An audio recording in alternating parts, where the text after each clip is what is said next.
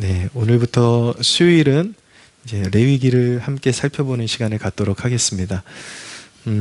어떤 특정한 주제를 다뤄야 할 필요가 있어서 잠시 잠깐 중간중간에 다른 설교를 할 수도 있겠지만 특별한 일이 없으면 레위기를 살펴보도록 하겠습니다.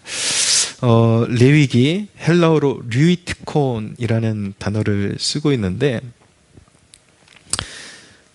레위인에 관한 것이다. 레위인에게 주는 말씀이다. 이런 뜻을 가지고 있습니다. 이제 출애굽 이후에 이제 하나님의 구속받은 백성들에게 하나님과 어떻게 교제해야 되는지, 예배에 대한 거, 그리고 생활 지침을 이렇게 레위기를 통해서 주시는 것입니다. 근데 그런 모든 이스라엘 백성들의 예배의 행위나 그런 생활에 관계된 그 모든 지침들이 사실은 이 제사장과 레위인의 그런 손길을 통해서 흘러가는 것이기 때문에 이 레위인의 직무가 굉장히 중요하다라고 그렇게 볼 수가 있는 것이죠. 그렇기 때문에 이제 책 제목이 레위기다, 이런 제목을 채택하고 있는 것이고, 히브리어 성경의 제목은 와이크라라는 단어를 쓰고 있는데 그리고 부르셨다라는 의미를 가지고 있습니다. 무엇으로 부르셨다라는 것일까요? 예배의 삶으로 부르셨다라는 거죠. 구속받은 백성들에게 예배가 얼마나 소중한 것인지 그것을 이렇게 깨닫게 해주시는 것입니다. 우리가 예배로 부름받았다라는 것은 하나님의 구속받은 백성이라는 것이고 하나님의 큰 은혜를 받았다라는 뜻이기 때문에 예배자로서의 부르심에 우리가 감사할 수 있어야 되고 우리가 예배할 수 있다라는 것에 영적인 자긍심을 느낄 수가 있어야 합니다. 오늘 말씀해 보면 회막에서 이제 하나님께서 모세와 만나셔서 이러한 이제 지침을 주셨다라고 말씀하고 있는데, 모세가 회막에서 가르침을 받았던 것처럼 우리도 우리 영혼의 회막이 필요합니다. 이 회막은 오늘날 우리에게 영적인 회막으로 상징된다라고 말씀드릴 수가 있죠. 또 이 회막, 그러니까 증거의 장막하면 굉장히 안 좋은 그 뉘앙스가 떠오르죠. 사실은 이게 성막을 이제 증거의 장막이라고 그러거든요. 근데 신천지가 그걸 가져다가 따가지고 이름이 왠지 그걸 입으로 내뱉으면 죄책감이 생기는, 이게 잘못된 거 아니에요. 근데 걔네들이 이제 너무 좋은 그 명칭을 가져다가 지네 멋대로 쓴 거죠. 이 성막이 이제 하나님과의 만남의 장소로서의 의미를 가질 때 회막이다, 이렇게 불리는데 우리 영혼의 회막이 필요합니다. 하나님께서 이 회막은 또 하나님께서 하나님의 백성들 가운데로 오시기를 원하셔서 이렇게 오신 사건을 의미하는 것이거든요. 또 예수 그리스도의 성육신을 예표하는 그런 부분이기도 합니다. 예수님께서 백성들 가운데로 오셨죠. 그 성막이 계속해서 증언하는 것은 예수 그리스도를 증언하고 있는 것인데, 예수 그리스도가 하나님의 백성들 한복판에 오시는 사건이 바로 성육신의 사건이죠. 예수님은 그렇게 이 땅에 오셔서 죽으시고 부활하시고 재림하시고 성령으로 오늘날 우리와 가장 가까이 함께 하십니다. 그래서 우리는 어디에서든지 우리가 원하면 영혼의 회막을 세울 수가 있는 것이죠. 하나님은 우리가 하나님께로 가까이 나오기를 기다리고 계시고, 우리가 항상 말씀을 가까이 하고 또 기도의 자리로 가까이 나올 때에 우리의 삶에, 우리의 영혼에 필요한 지침, 또 시대에 필요한 지침을 그 회막을 통해서 주신다라는 것을 우리가 깨닫기를 원하고, 여러분들의 삶 가운데 그런 영혼의 회막이 반드시 서게 되기를 축원합니다. 오늘 이제 제사의 종류가 이렇게 쭉 나오는데, 레위기 하면 제사가 떠오르죠. 여러분들이 레위기를 배우면서 제사의 종류가 5가지가 있다는 걸 기본적으로 알아야 되는데, 번제, 소제, 화목제, 그리고 속죄제, 속건제, 이렇게 5가지가 계속 되풀이돼서 나올 거예요. 그런데 오늘은 이제 번제에 대해서 여러분들과 나눌 것입니다. 번제는 어떤 의미가 있냐면 깊은 헌신의 의미가 있습니다. 하나님께 나를 드리는 것, 그리고 내가 하나님께 드려졌음을 확인하는 것, 그리고 날마다 자신을 하나님께, 그러니까 우리가 하나님께 드려졌기 때문에 그걸 내가 하나님께 드려진 존재라는 것을 확인하는 그런 의미가 있습니다. 우리도 매일의 삶 가운데 하나님께 드려진, 곧 헌신된 존재임을 꼭 기억해야 되는 것이죠. 하나님이 받으시는 헌신은 무엇인가? 우리가 매일의 삶 가운데 그 십자가의 공로를 통해서 하나님께 이렇게 내 삶을 헌신해 드려야 되는데, 하나님이 받으시는 헌신은 무엇인가를 오늘 레위기서를 통해서 이제 배우게 됩니다. 자, 하나님이 받으시는 헌신, 첫 번째는 온전히 자신을 드리는 것입니다. 먼저 하나님은 우리의 전심을 기뻐하신다라는 것을 알아야 합니다. 우리의 마음을 송두리째, 우리의 마음이 가면 전 존재가 가게 돼 있거든요. 행동이 가지 않는 이유는 마음이 없기 때문입니다.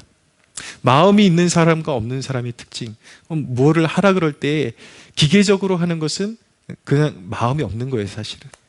근데 마음이 있는 사람은 무언가 사명이 주어질 때에 그 이상을 해내게 됩니다. 마음이 있기 때문이죠. 더 어떻게 하면 더 기쁘게 해드릴 수 있을까, 이걸 생각하게 되기 때문인 것이죠. 그래서 하나님은 우리 전심을 원하신다. 근데 이 예물을 드리는 그 예식 속에 우리의 전심이 들어가야 한다라는 것을 말씀해 주고 있는데, 오늘 사실은 1장에 우리가 읽은 본문에는 소로 이렇게 제물을 드리는 부분까지만 읽었지만 1장 전체는 소, 다음에는 양이 나오고 그 다음에는 비둘기가 나오는데, 사실은 같은 제사를 이렇게 제물을 바꾸어 쓸 수가 있다라는 것을 말씀하는데, 그냥 막 나는 비둘기가 좋아요 그런다고 해서 되는 게 아니라 사회적인 역량에 따라서 하나님께서 구분해 놓으셨습니다. 보통 사람들은 소로 이렇게 할 수 있게끔, 조금 경제력이 조금 안 되는 사람들은 양이나 염소로, 그리고 그보다 아주 가난한 층에 속하는 사람들은 비둘기를 통해서 번제를 드릴 수 있도록 그렇게 하나님께서 배려해 주신 것이죠. 무엇을 말씀하고 싶으신 것일까요? 하나님은 단순히 우리의 양만을 원하시는 것이 아니다. 우리가 한계가 있기 때문에 사는 그런 삶의 그런 어떤 수준도 조금씩 다르고 그렇기 때문에 어떻게 우리가 하나님께 섬긴다고 섬겨도 눈에 보이는 것은 양적으로 차이가 날 수가 있습니다. 그러나 분명한 것은 우리가 나름대로 어려운 환경을 가지고 있다 할지라도 하나님은 그 전심을 원하신다.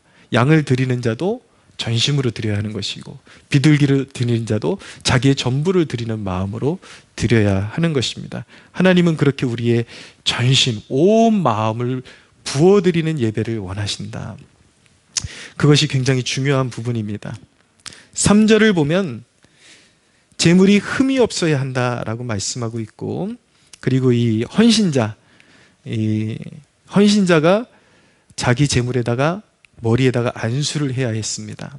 근데 어떤 이제 문헌에 보면은 그 제물에다가 헌신하는 사람, 그러니까 제사를 의탁한 사람이 이제 동물의 머리에다가 안수를 한 두 손으로 꽉 눌러서 안수를 했다 그래요.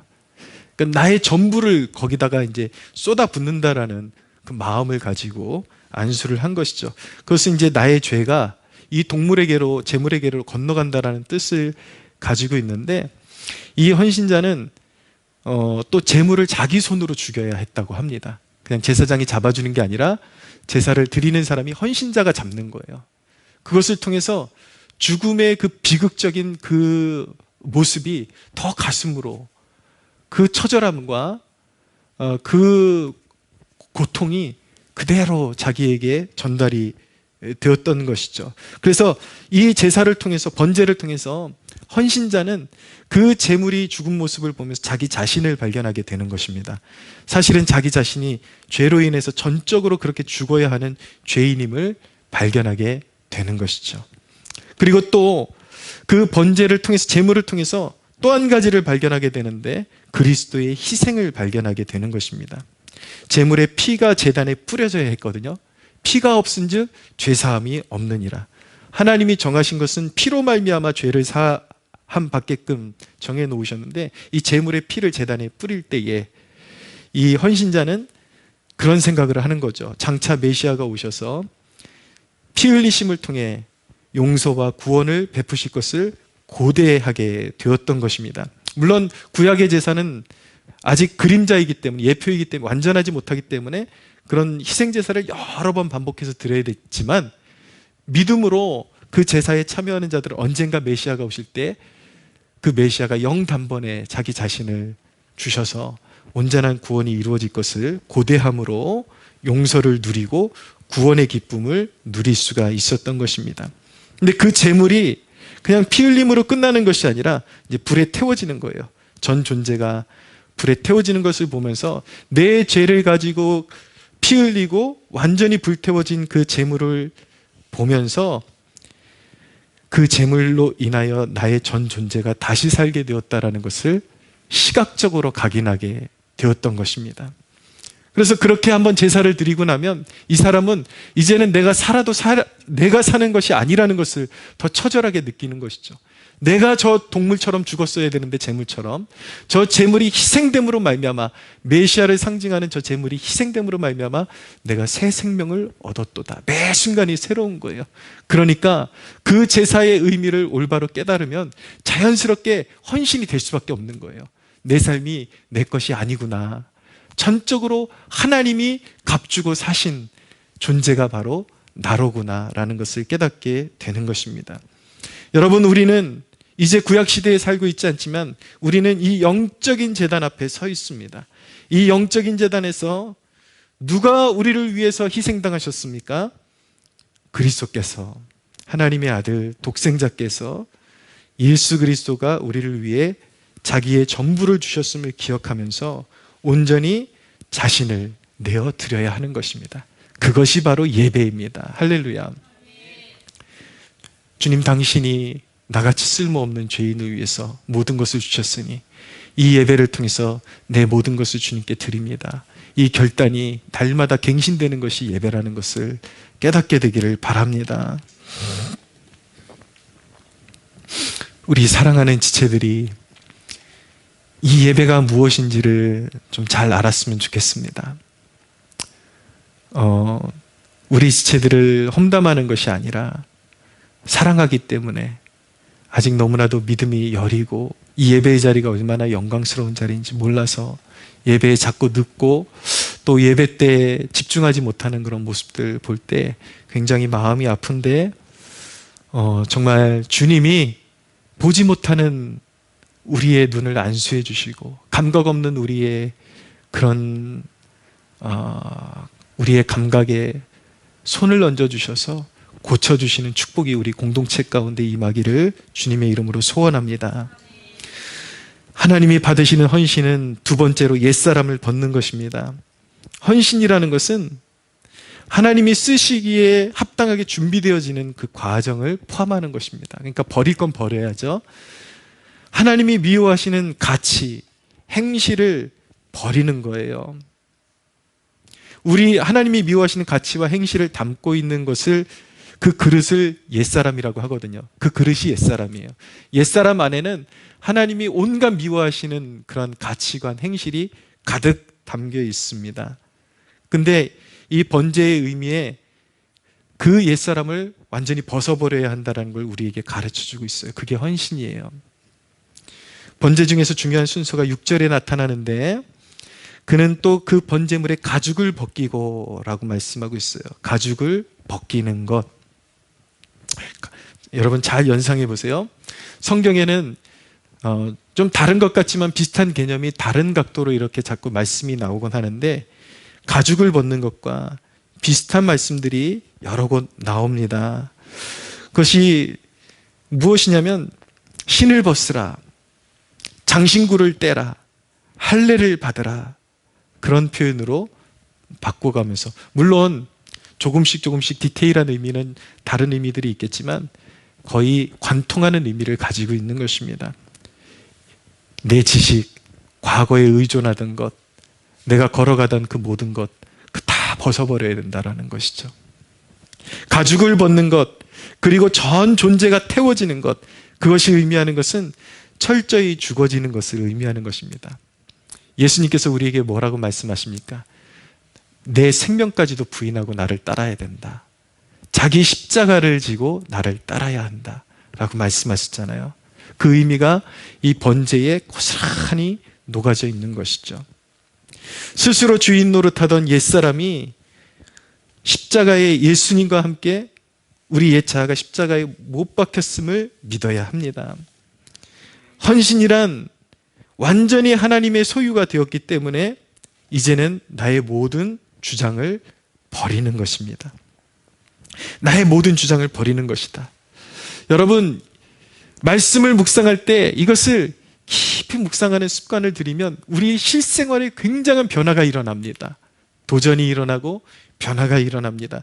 전혀 이런 대목이 내 옛사람을 벗는다라는 것과 전혀 상상도 못했는데 그게 적용되는 지점이 있어요. 맞아 떨어지는 지점이 있어요. 저는 26살 청년 시절까지 어둠의 영에게 굉장히 눌리는 현상이 있어가지고 밤이 그렇게 두렵고 무서웠습니다.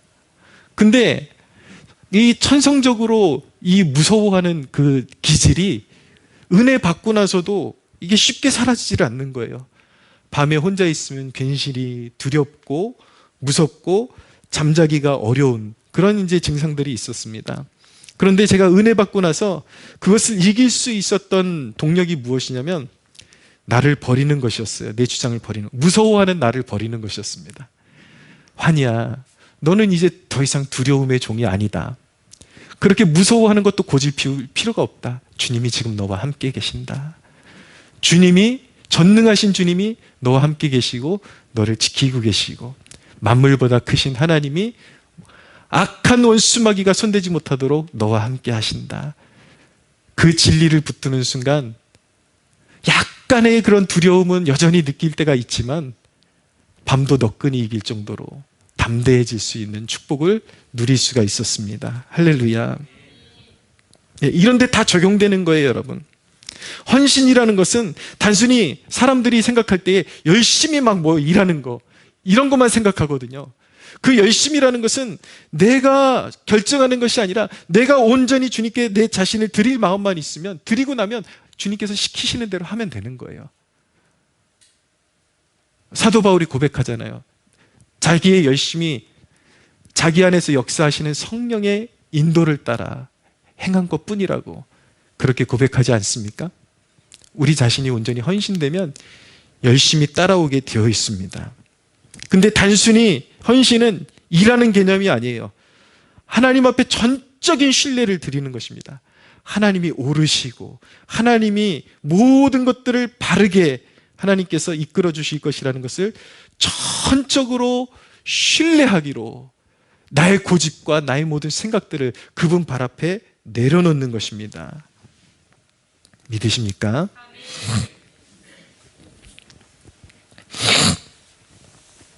여러분, 우리의 옛사람은 어떤 모습으로도 나타나냐면 성급하게 내가 정의라는 이름으로 심판하려는 모습으로 나타납니다. 그러니까 자기가 정의로우면 무조건 내가 하나님의 뜻 안에 있다라고 사람들이 착각을 해요. 말씀은 여러분 깊이 묵상하는 습관을 들여야 합니다. 그런데 대부분은요, 그 심판은 하나님이 행하셔야 되는 것인데 대부분의 사람들은 내가 하는 것은 이것은 하나님이 원하시는 심판이야, 정의야, 이렇게 말하거든요. 근데 알고 보면 그것이 하나님의 심판이 아니라 자기 혈기일 때가 90%가 넘을 때가 더 많습니다. 여러분, 불과 며칠 전에 지난 주일에 교회적으로 부활절 연합 예배가 있었습니다. 좀 화나는 장면이 연출이 되었어요. 현직 대통령이 여의도 순복음교회에 오게 되었는데 대통령이 올 수 있다라고 생각해요, 저는. 근데 그 예배의 모습이 하나님께 드려지는 경건의 모습이라기보다도 너무나도 외부 손님에 맞춰진 이벤트와 같은 그런 모습이 너무나도 강했다라는 것이죠. 또 현직 대통령이 어떤 존재입니까? 아는 사람은 다 알고 있지만 사실 알고 보면 범죄자잖아요. 범죄자가 저는 개인적으로 그렇게 생각합니다. 합당하지 않은 방법으로 대통령이 되었다. 어울리지 않는 자가 대통령이 되었다라고 저는 생각합니다. 그러나 저는 분명히 언젠가 하나님께서 그것을 갚아주실 때가 있다라고 믿어요. 근데 문제는 무엇이냐면 그 예배에서 사회를 보는 목회자들의 멘트나 그리고 어울리지 않는 대통령이 올라가서 축사를 진행하는 그 모습들, 저는 그 모습들에서 심각하게 하나님의 강단에, 교회의 강단의 거룩함이 훼손되었다라고 생각을 합니다. 그래서 그 예배가 끝나자마자 보수적 그리스도인들을 중심으로 해서 너무나도 힐난과 비판이 쏟아져 쇄도하고 있죠. 근데 이제 그 중심에 있었던 목회자들, 여의도 순복음교회 목사님, 또 소강성 목사님, 지금 엄청난 그런 핍박이라는 표현은 맞지 않는 것 같고 엄청난 그런 어떤 욕을 먹고 있죠. 솔직히 저는 자처한 부분이 있다고 생각을 합니다. 국가가 가장 어려울 때에 국민들의 정서를 생각하지 않고 한쪽의 국민들이 그냥 예배로 드려졌다 그러면 그냥 그럴 수 있다라고 생각을 해요. 그런데 무언가 그를 떠받드는 듯한 그 뉘앙스 속에서 한쪽의 국민들이 가뜩이나 나라 잃은 슬픔으로 고통 가운데 있는 그런 국민들이 굉장히 좌절감과 깊은 허탈감 속에 분노가 일어났을 것이라고 생각이 됩니다. 그런데 비판은 괜찮아요. 비판할 수 있다고 생각합니다. 분명히 거룩이 훼손되었다고 저도 생각을 합니다. 그런데 문제는 무엇이냐면 우리가 사람 속을 다 알지 못하는데 우리가 스스로 그 모든 상황을 심판하려고 하는 움직임이 여전히 강하게 나타나고 있다는 것입니다. 벌써 거기 연루된 목사님들 완전히 그게 그들에 대한 비판이 뜰 때마다 그것이 정말 성경적인 비판이고 정말 건설적인 비판인가, 그것이 아니라 댓글들을 보면은 너무나도 입에 담을 수 없는 그런 욕설과 그런 목회자들을 너무나도 난도질하는 그러한 모습으로 나타나고 있거든요.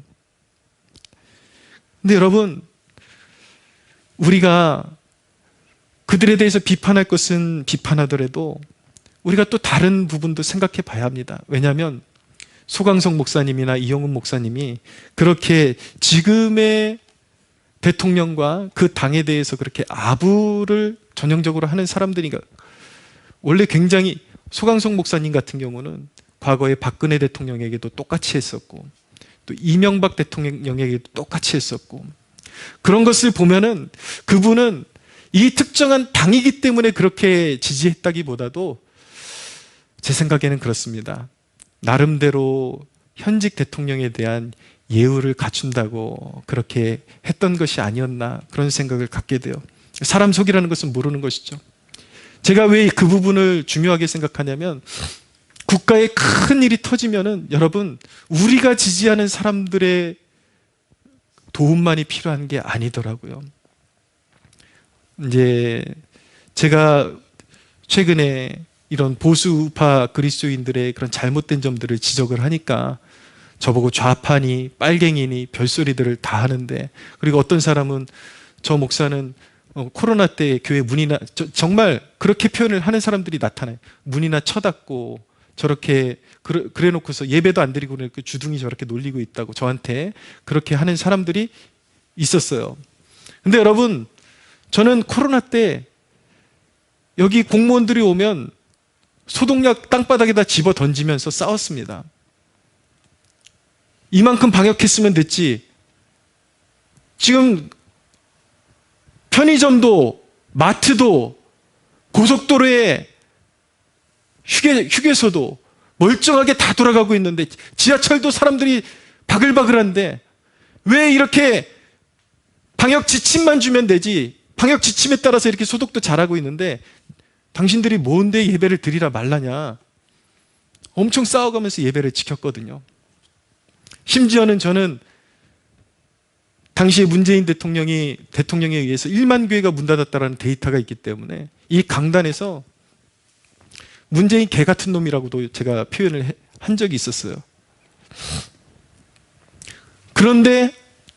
그런데도 불구하고 중심을 잡아주려고 하면은 벌써 빨갱이 소리 나오거든요.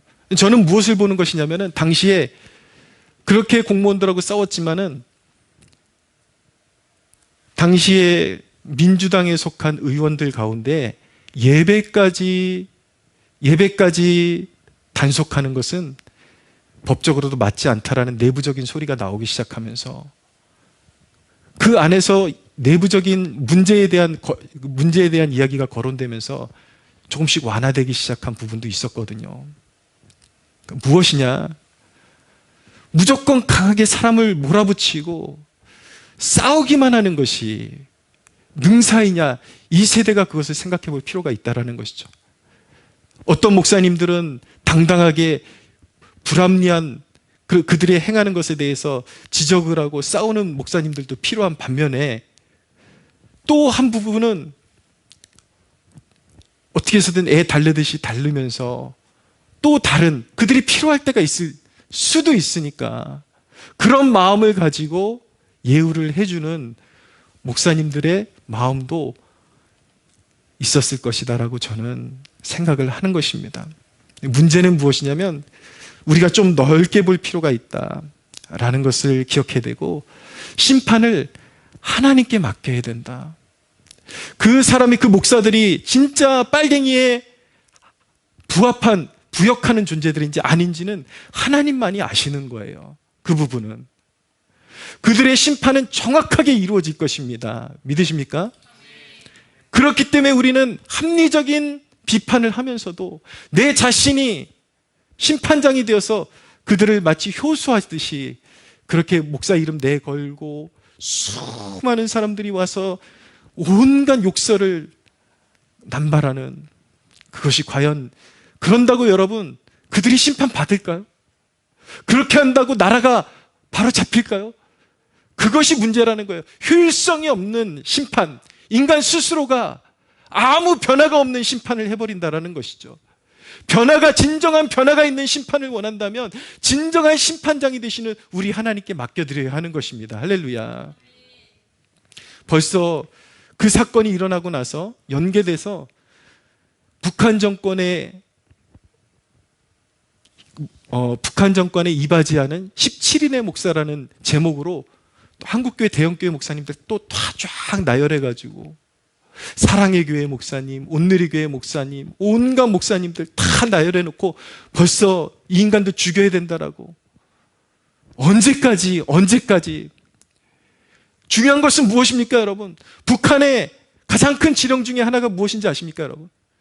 교회를 공략하라는 거예요. 특별히 대형교회. 좌파들은 이런 북한의 지령에 공언하고 우파들은 잘못하면 놀아나는 그러한 일들을 자행할 수가 있다는 것이죠. 내 눈으로 보고 내 눈이 보는 것이 전부인 줄로 알고 내가 심판장이 될 것이 아니라 여러분 교회는 주님의 피값으로 세우신 주님의 몸입니다. 할렐루야. 우리가 잘못 판단하고 인간의 혈기로 내가 심판하겠다고 나서면 잘못하면 주소를 잘못 찾아서 주님께서 피 흘려 값주고 사신 교회를 향하여 피를 흘리게 하고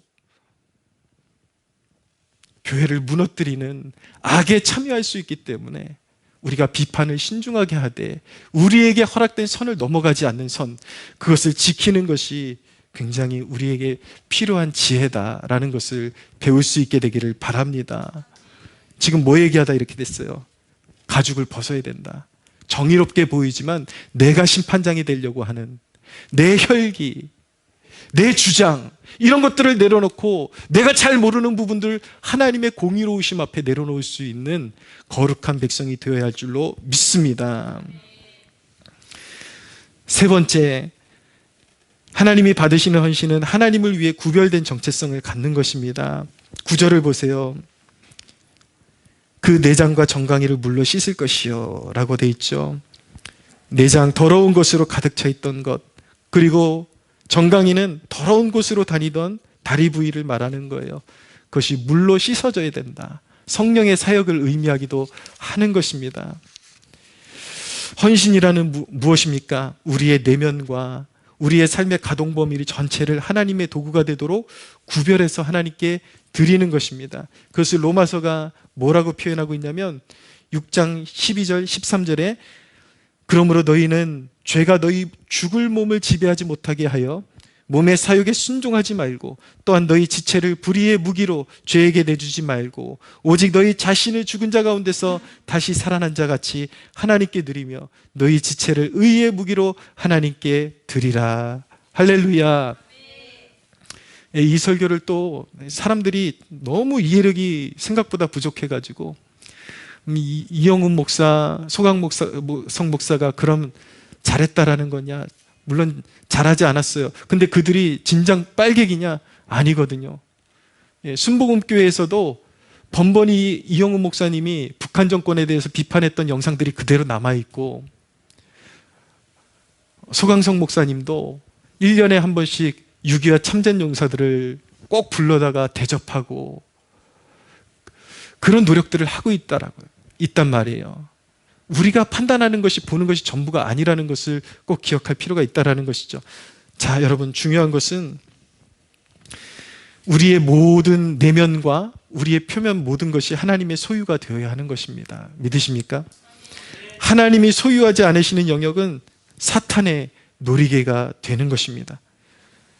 예수 그리스도는 자신의 온전한 삶을 뒤돌아보지 아니하시고 공생애를 오직 하나님께 전적으로 쏟아부어 드렸습니다. 여러분, 이 하나님의 사람들이 전적으로 다 자신을 드린 사람들, 하나님이 어떤 사람들을 사용하시는가? 전적으로 하나님께 자신의 인생을 쏟아부어 드린 사람들을 사용하시거든요. 이런 실제적인 일화가 있습니다. 어떤 사람이 한 마을에 들어갔는데 자기 이제 하인에게 술 좀 사오라고 심부름을 시켰는데 그 마을에서 술을 구할 수가 없었어요. 그래서 이 사람이 어떻게 된 것인지 마을 주민한테 물어보니까 마을 주민이 대답하기를 무려 100년 전에, 그 시점으로부터 100년 전에 존 웨슬리라는 사람이 우리 마을을 다녀갔습니다. 무슨 뜻인지 알아요? 하나님께 헌신된 그 한 사람의 설교를 통해서, 설교자를 통해서 그 마을에 거룩함이 임했고 지금까지도 신앙을 지키면서 그런 타락한 문화에 손을 대지 않고 살았다라는 것입니다. 100년이나 그런 거룩함이 유지될 수 있을까 생각해 봤는데, 제가 전남 증도에 예전에 놀러 갔을 때 이게 말씀드렸잖아요. 온 마을이 새벽 3시부터 새벽종이 쾅쾅쾅쾅 울리거든요. 이 뭐지? 그러고 그때 증도가 그런 마을인지 몰랐어요. 근데 낮에 일어나가지고 비석을 보니까 거기에 문중경이라는 여자 전도사가 그 마을을 완전히 복음화시킨 거예요. 그런데 지금도 문중경 전도사가 그 마을을 인생을 바친 지 지금 90년이 지났거든요. 여전히 그 마을은 90% 이상이 주님을 섬기고 있습니다. 할렐루야. 여러분, 어떻게 살기를 원하십니까? 어정쩡하게 반만 걸치고 내 전체를 드릴 때 하나님께서 기꺼이 우리의 삶을 사용하십니다. 할렐루야.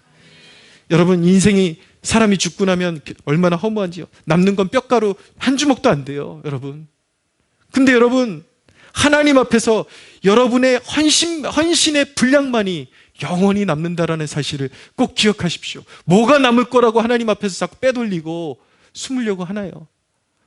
다 드리십시오. 그래야 영원히 남습니다. 할렐루야. 하나님 앞에서 존귀한 존재로 살아가는 여러분들 되시기를 주님의 이름으로 축복합니다. 우리 시간 기도하겠습니다. 하나님, 내 자신을 번제와 같이 헌신해 드리기 원합니다.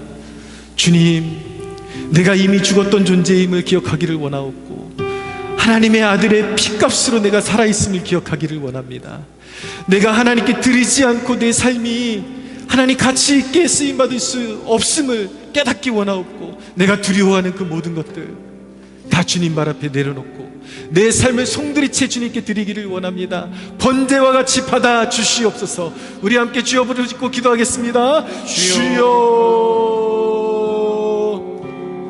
주님, 엎드립니다. 오 하나님 엎드립니다. 주님, 나의 나된 것이 모두 주님의 은혜임을 고백합니다. 오 주님, 이미 죽었었고 죽어야만 했던 우리를 살리셨습니다. 주님, 우리가 무엇을 남기겠다고 주님을 피하고